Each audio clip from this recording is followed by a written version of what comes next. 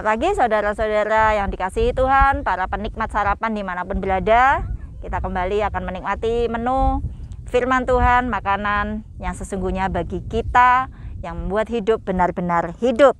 Saya sedang ada di Bromo, di padang pasirnya, dan saya melihat bunga-bunga ini, dan saya teringat ke Matius pasal 6 ayat 28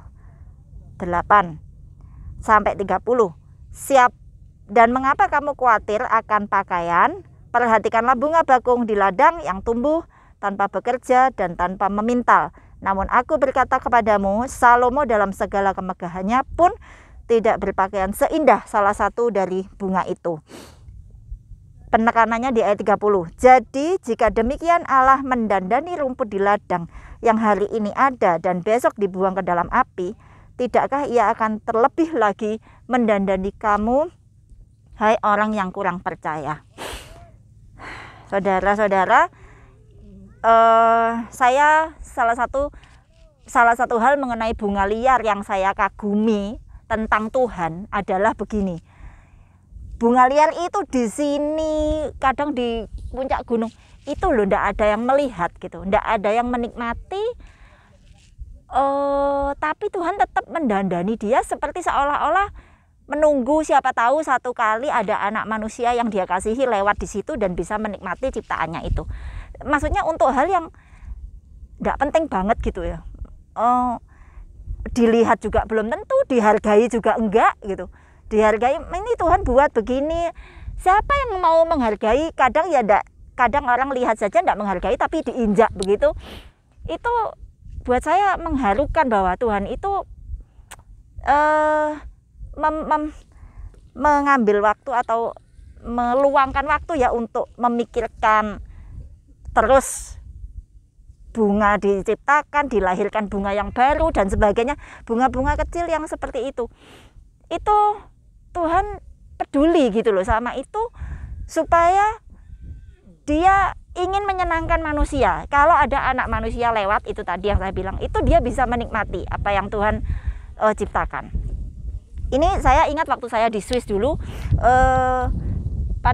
halaman rumput di situ tuh tumbuh bunga kecil-kecil yang buat saya cantik sekali, imut, lucu gitu. Dan saya sampai waktu itu jinjit-jinjit kan melintasi halaman itu, saya sampai jinjit-jinjit karena saya eman, jangan saya menginjak itu.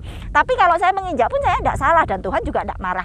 Tapi saya pikir untuk hal yang diinjak sekali sudah habis pelenyat gitu aja, Tuhan itu kok mau gitu loh, masih berpikir untuk menciptakan lagi, padahal ya itu tadi tidak dihargai.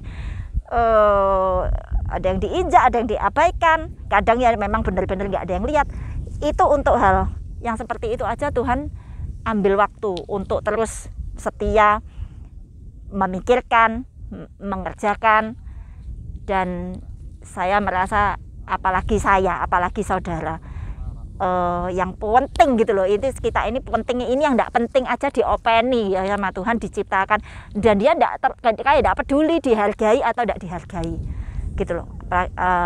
Itu pertama ya, membuat saya lebih menghargai Tuhan, lebih ngerti ya Tuhan itu kayak gitu, apa kerendahan hatinya gitu loh. Dihargai tidak dihargai itu, dia sering diomeli orang, dia sering dianggap tidak ada atau apa, dia tetap setia menciptakan atau mengerjakan hal-hal kecil yang sering tidak dihargai atau diabaikan.